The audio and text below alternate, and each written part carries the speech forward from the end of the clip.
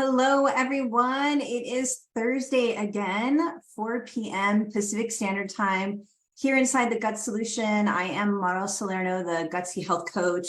Welcome to all of you. I know today's live stream was very much wanted and needed, and so I'm really just super grateful to be able to serve all of you, and I hope that you're getting a ton of value out of these live streams and out of the content that I'm providing here for you inside the group.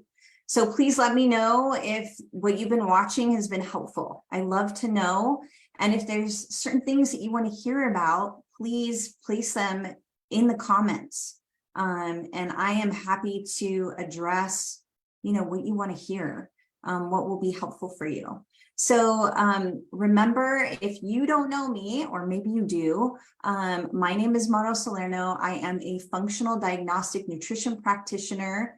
I am the founder of Reclaim Optimal Health and of the Gut Solution, and I help people just like you overcome their chronic digestive conditions using functional and holistic strategies and remedies to really help you resolve those chronic digestive conditions and get free of pain and dread of the toilet and just feeling like your gut has taken over your life. So today we're going to be talking about how to resolve acid reflux. We're going to be talking about first really the digestive anatomy, because if you really understand what's happening in the digestive anatomy, it's really a setup for reflux. And this isn't just for those of you with reflux, because many of you will experience very similar digestive issues, but your result or your end dis-ease could be something else like constipation or diarrhea, etc., bloating, gas, and the like.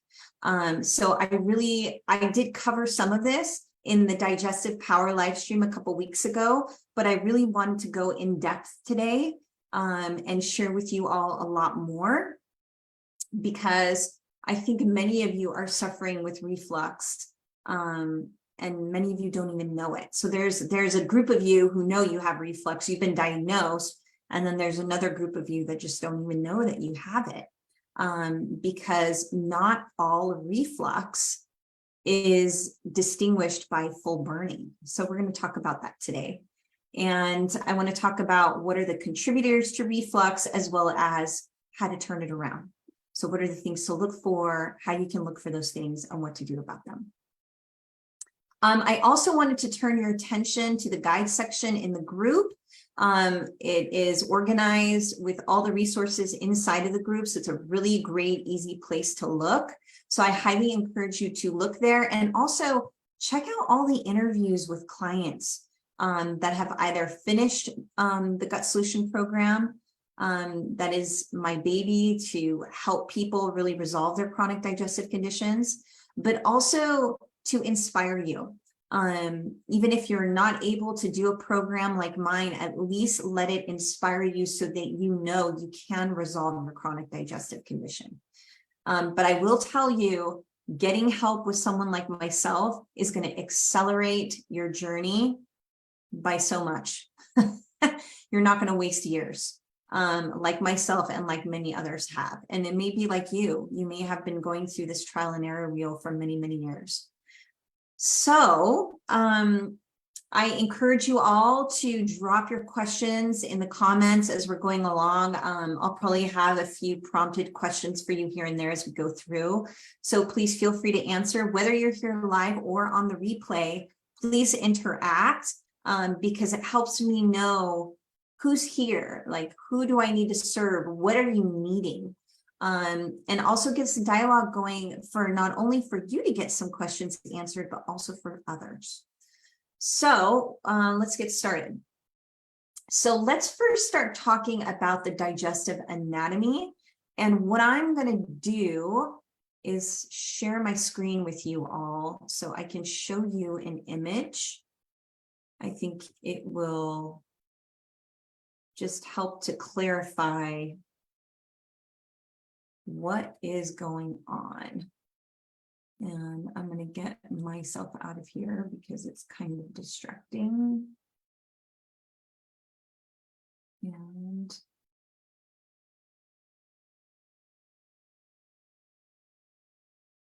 let's see.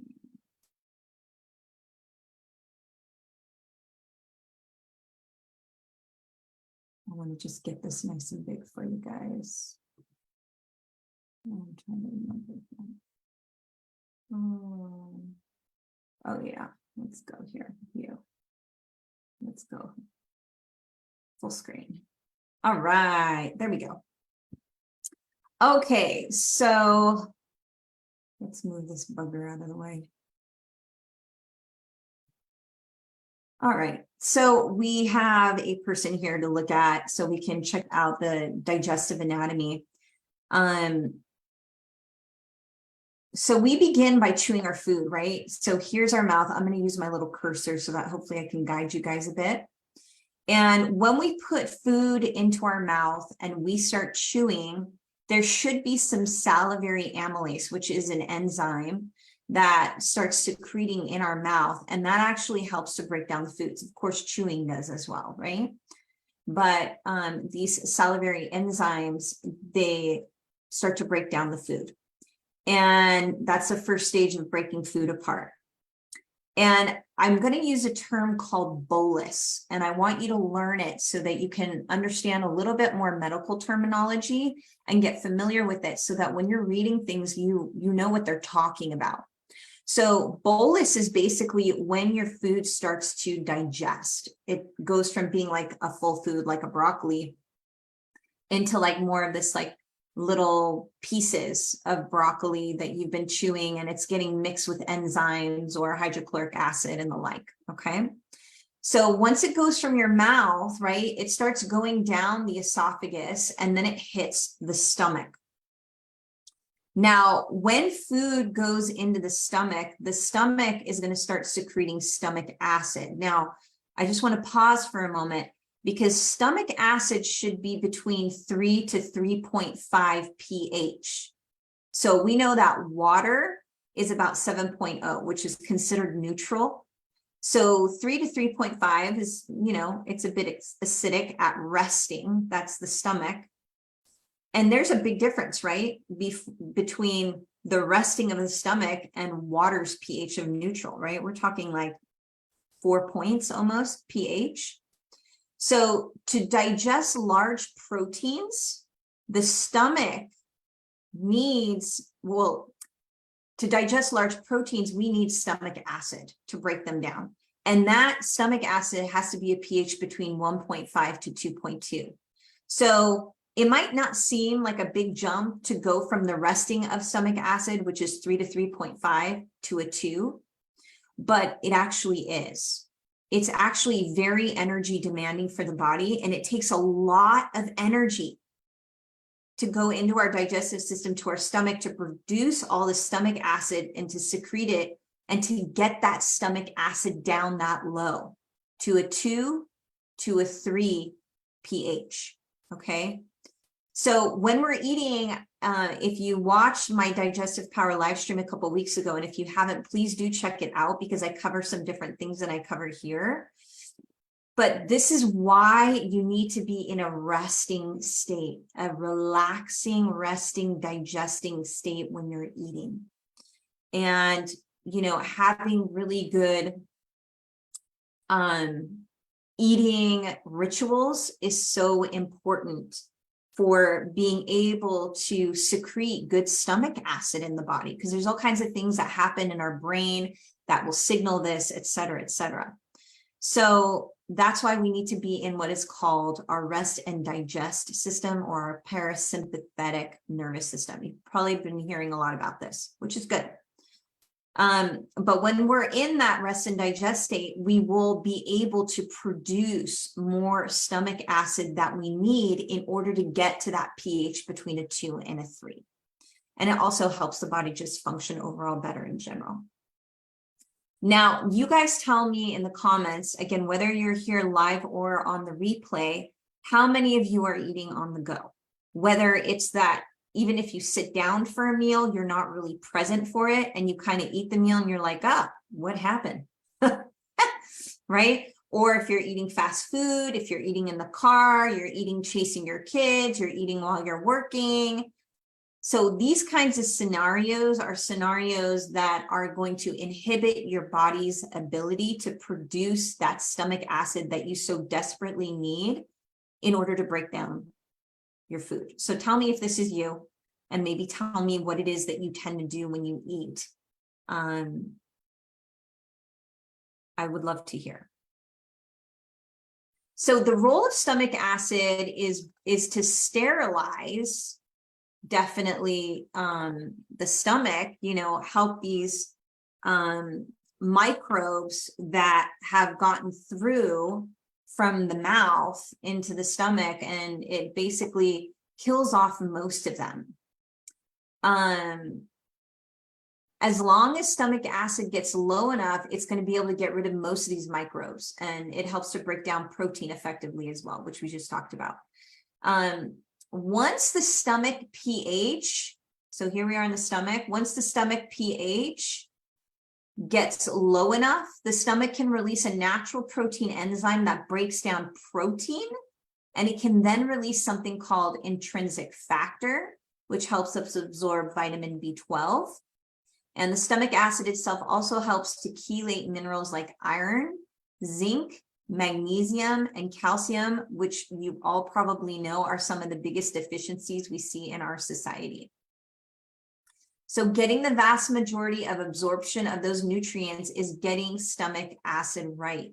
So stomach acid allows food to move from the stomach to the small intestine.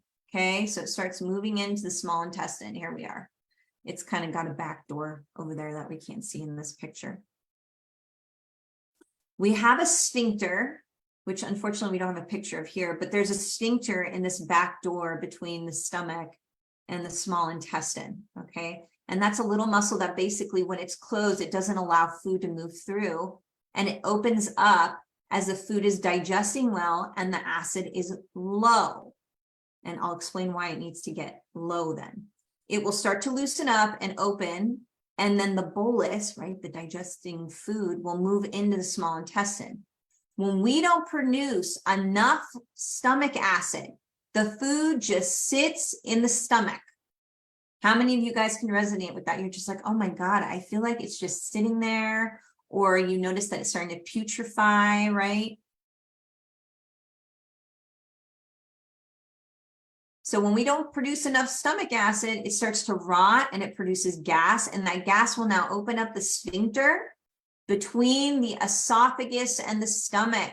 So those of you who have been diagnosed with acid reflux, you know this probably very well. It's called the esophageal sphincter. And that's when acid will jump up into the esophagus and cause a burning.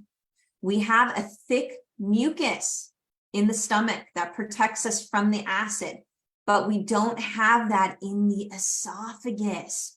So when the stomach acid is jumping up into the esophagus, it can create heartburn, acid reflux, a burning sensation that is either extremely severe or even mild to the point where you don't even put it together with a burning or a reflux, but like after you eat, you have to clear your throat. Some extreme situations would be like people losing their voices.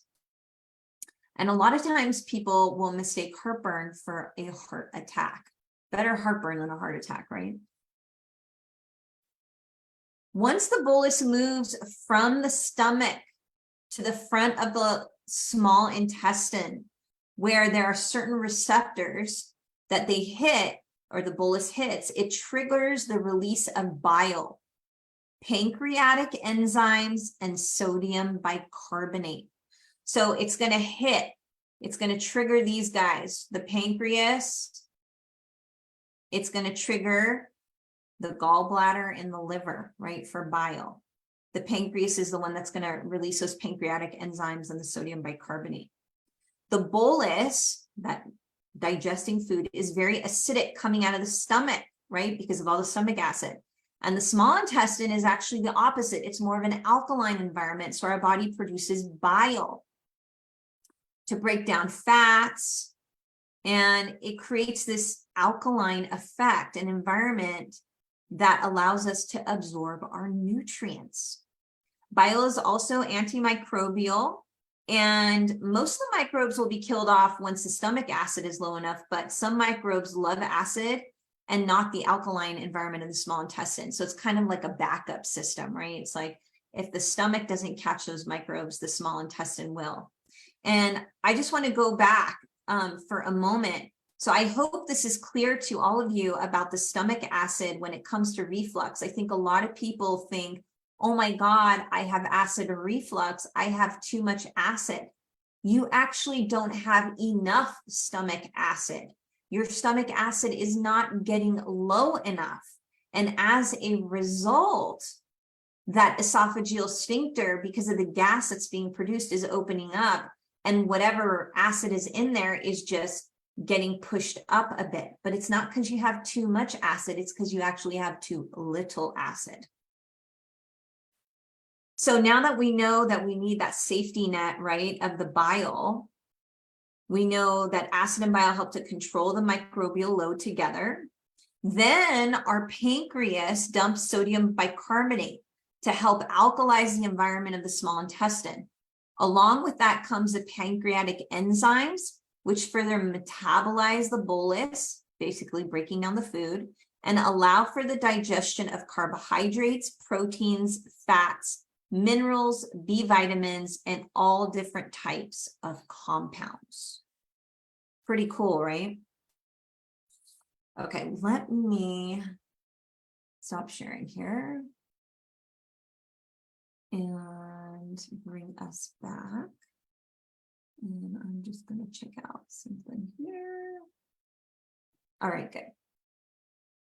So pretty wild, right? I mean, when you hear that about the anatomy, it's like, wow, I'm actually not producing enough stomach acid. My stomach acid is actually not getting to a low enough pH to break down the foods. And so it's sitting there and it's rotting and it's putrefying and it's putting off this gas. And that's actually what's causing the esophageal sphincter to open up. And then that acid is pushing up into the esophagus and creating the burning that some of you feel, or like I was saying, some of these other symptoms of basically burping and belching, as well as silent reflux, also known as LPR, where you're just like clearing your throat after meals and the like quieter symptoms that oftentimes are not considered reflux, but are. So let me know if you think, is that anything new that you haven't heard before? Is that eye-opening to you? Are you maybe on PPIs or NSAIDs because of the reflux that you've been diagnosed with? And it's not getting better, or maybe you've tried that and it's not getting better. And this is the reason why, because when you take those things, what does it do? It suppresses your stomach acid even more, right? So you end up in almost a worse circumstance. All right. So what would be some of the reasons for the underproduction of stomach acid? Well, some of those things would be stress in all forms. So it could be mental, emotional, spiritual. It could be biomechanical, like, you know, you're having a lot of aches and pains, or maybe you had an accident or something like that that's been physically traumatic. Or it could be even biochemical, which we'll get into in a second. And that brings on food sensitivities. I see a lot of people trying to resolve acid reflux by just removing foods that tend to irritate reflux. And for some people that might work, but for a lot of people it doesn't. And the reason is because there are other foods that are causing these sensitivities. Some of those ones that are traditional, like, you know, tomatoes and chocolate and garlic and, you know, like those things could definitely be contributing, but they may not be the only ones. And I'll tell you that gluten sensitivity and understanding cross-reactive foods with gluten is really important. to remove those things. And the goal is not to remove these foods forever. I mean, you want to heal and be able to reintroduce these foods because we need a variety of foods in order to keep our gut microbiome, which is our gut bacteria, and honestly, the bacteria in the whole body alive and thriving and keeping us well. So just removing foods is not a resolve to your problem, but it is part of the issue to heal. Obviously, the most common reasons that I see underproduction of stomach acid is because of these NSAIDs and these PPIs. And so I've been able to pull numerous clients off of these drugs. Some people have been on them for like 25 years, and we get them off of them within 2 months. Sometimes quicker, sometimes maybe a month or two longer. So pretty awesome. And then lastly, another reason for the underproduction of stomach acid is a bacteria known as H. pylori. And it's a bacteria that's a common stomach infection. We do have some of it that just naturally lives in our stomach, but when it's out of balance, it actually becomes problematic and it shuts down our ability to produce enough stomach acid. I know that almost sounds counterintuitive, but right, we need enough stomach acid in order for that sphincter muscle to open up, right? So the stomach acid has to get low enough, break down the food, sphincter muscle opens up, the bolus, the food moves into the small intestine, right? And we keep going down the line. So when H. pylori is present, it reduces the amount of stomach acid we have and it becomes a problem, right? So it's a big contributor to reflux, but it's not the only one. There are other pathogens that can be a contributor for sure. Let's see here. Okay, so let's talk a little bit. We're going to go back to anatomy in a minute, but I just kind of want to go through these things and connect them because if I give you too many chunks, you're going to feel lost. So what can you do if you see any of these issues coming up? So you're going to obviously definitely want to look at your diet. You want to definitely get off of processed foods because that will trigger the inflammation and the low stomach acid. You want to reduce your sugar and your grains. You want to stick with organic fruits and vegetables, grass-fed organic meats that are pasture-raised and not grain-fed, wild-caught fish, healthy fats, and you definitely want to get rid of those rancid seed oils. Rancid seed oils are like canola, soy, safflower, vegetable oils, all of those, because when they're exposed to high heat, when they're processed, they go oxidative, they oxidate, and that's when they become rancid and become inflammatory to our bodies. So you definitely do not want to consume those. You want to stay more with your healthy fats. So coconut oil, avocado oil, tallow, if you tolerate it, butter or ghee, and the like. You also want to make sure that you dial in your sleep. And then when you're consuming your meals, like I talked about earlier, you definitely want to be relaxed. You want to be grateful. You want to be almost like in a prayer state, if you will. So praying before a meal, I think really was God's intention for also helping us with our digestive juices. Believe it or not, kind of cool. So you want to make sure you're breathing, you're chewing, and that you're present, and that way you can break down your foods more fully. And then looking at other gut infections. So not just H. pylori, but there can be parasites, there can be worms, there can be bad bacterias, there can be viruses. So there's a whole slew of pathogens. I would even consider mold being in that family, as well as obviously funguses. So those are all things to consider and things that you do need to get testing for. And I can tell you that sometimes I know it can feel painful because you don't want to spend the money. But I tell you, if you start running these lab tests and getting good analysis like I can give, and there's others out there, really, you need that analysis to help move you forward and give you a resolve to your issues. Otherwise, you're like shooting darts in the dark. You have no idea what's going on. And oftentimes, those of you who are going to your conventional doctors You are not getting these kinds of lab tests, so you're not getting answers. And on top of it, there are two remedies to your issue are either drugs, which may have been getting you in the place you are, and surgery. And I don't know about you, but most people don't want that. I know I don't want that, and I think most of you don't. That's why you're here. All right, let me just check how we're doing over here. Okay, it looks good. All right, so let's talk about what you can do about H. pylori, since I brought that up, and that's a stomach infection that we know is very relevant to GERD or acid reflux.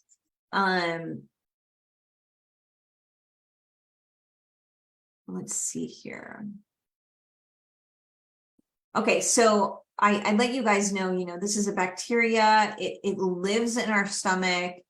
It needs to be kept in control. And when we don't have, it competes in our stomach for that stomach acid, right? So it lowers our ability to secrete stomach acid. And the thing that you need to remember about H. pylori is that you can pass it to your spouse through kissing or your kids. So you could be passing this back and forth in your family. So if you know you have H. pylori, you definitely want to be having the whole family eradicated. Otherwise, one of you is just going to get it again, and it's going to be a whole nother mess. So you really need to make sure that that happens. But H. pylori, it also degrades the mucus lining in the stomach. So we have that nice mucus lining in the stomach, and it will degrade it. And this is where you start to see, like, if you've had an endoscopy done, you see inflammation. This is why, okay? This could be one of the reasons why. And it's one of the reasons, if not treated, that it can cause a stomach ulcer or a wound or a hemorrhage of sorts. So there's lots of great mucilaginous herbs that are great for helping to coat the mucus lining of the stomach. So things like aloe and slippery elm, marshmallow root, all of that, that's all really great for the mucus lining in the stomach. And then obviously some antimicrobials would be really great to use to get rid of H. pylori. Mastic gum and deglyceride licorice are also really wonderful. And then, each person is different as to what is going to be appropriate for you to use. So that's why I always say to people, working with someone is really going to help you to resolve all these question marks. It's like, I can give you all this information, but then when a lot of you sit there, I see that a lot of you don't know what to do. You don't know what to start with first. You don't know where to go next. So you really need to get some assistance, because it starts to get really hard and you want to get better quickly. If you're eating really late at night, H. pylori is going to be really hard to get rid of, because H. pylori will feed on the food that's sitting there in your stomach. So if you're laying on your back and the food is in your stomach for a longer amount of time, it's just like formula for disaster. You know what I mean? You need to have that time where you're fully digested and the H. pylori doesn't have anything to feed on. It's kind of like a natural fasting time, And gravity, when you're sitting upright, really helps to push the food down. It just kind of naturally moves everything down. High sugar diets feed H. pylori, right? So what I was saying before, just keeping it low carb, fruits and root vegetables, not overeating, not eating things like cheese, which is super slow to move.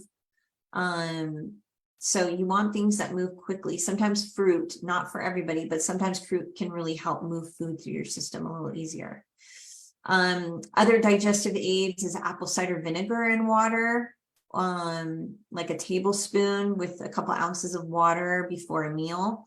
Chewing on a little bit of ginger root. Both of those can help activate stomach acid and get your digestive juices going.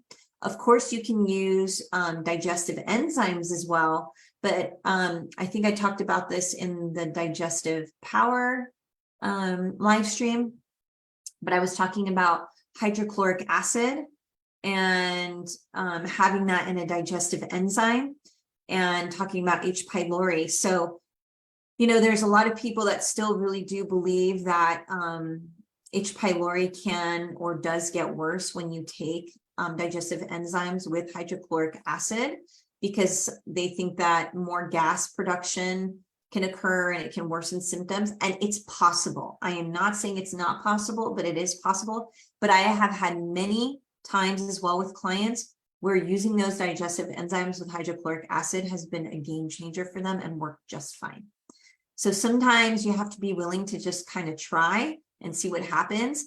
But I will say, in either case, whether you start with hydrochloric acid in your digestive enzymes or not, eventually, when you get that H. pylori gone, you definitely want to use some hydrochloric acid, and you want to do a hydrochloric acid and enzyme challenge so that you can get to a high enough dose so that your acid gets strong enough in the stomach, right? Low pH. And you start breaking down your foods and you have enough enzymes secreting to create a really beautiful symphony in your digestive system that you need. A little side note is that I'm not a big advocate of people chewing gum, because when you're chewing gum, you're sending the wrong kind of message to your body about producing digestive juices. I mean, on top of the fact that most of them are loaded with toxins and chemicals, but I don't think it's a good idea to chew gum, because you're just kind of tricking your body, and it's like, oh, well, where's the food? What happened, right?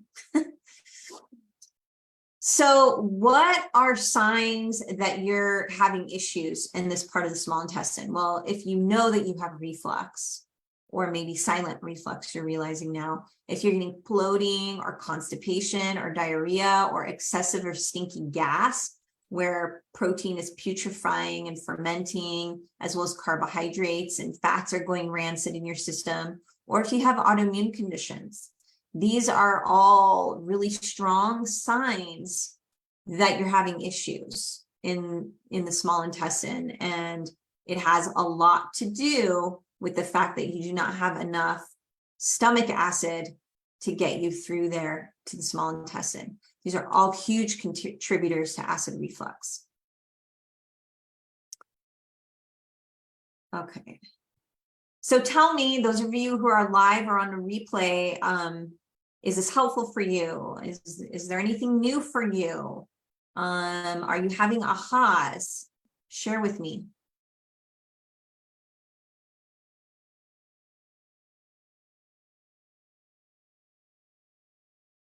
So some of the things, and I'm going to go even deeper into this in another live stream, but I just feel like it starts getting too long and I don't want anybody glazing over. So I want to kind of keep it there. There is a lot more that happens in the digestive system when it comes to bile. So we'll talk about more bile and the pancreatic enzymes and sodium bicarbonate and all of that either next week or the following week. We can kind of finish this up and I'll make it like a 2-part series.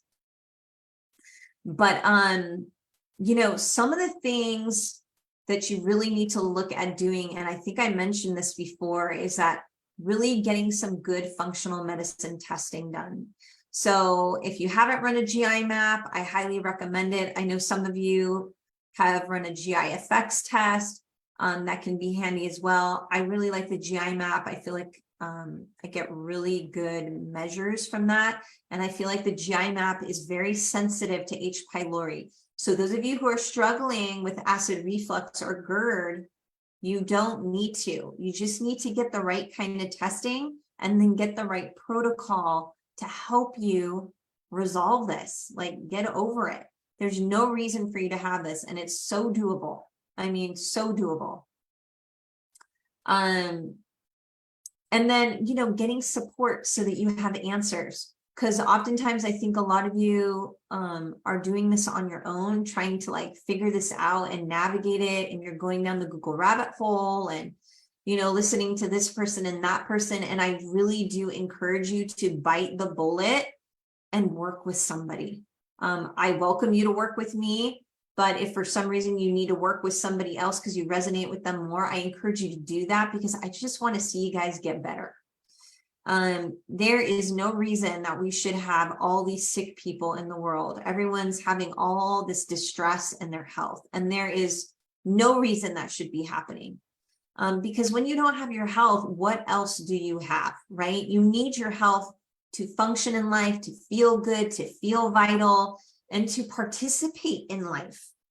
So I will put in the comments my scheduling link for you all if any of you are finally ready to take the deep dive. And I do encourage you to just even sign up for the GI map and get my analysis on it. It's $589 to both run the test that I acquire for you and order for you, and then I analyze it for you, and I get on Zoom with you, and I explain to you everything that is happening and how it's correlating with what you have going on. And it can be very, very enlightening, and also honestly very motivating. So if you're interested in any of that, you can type it in the comments, or you can DM me and I will happily get back to you. And we'll continue with this conversation in another live stream. I hope this was helpful for you all, and I will see you all next time. And I hope you all are going to be better and better and get well and get well. All right. Ciao, everybody.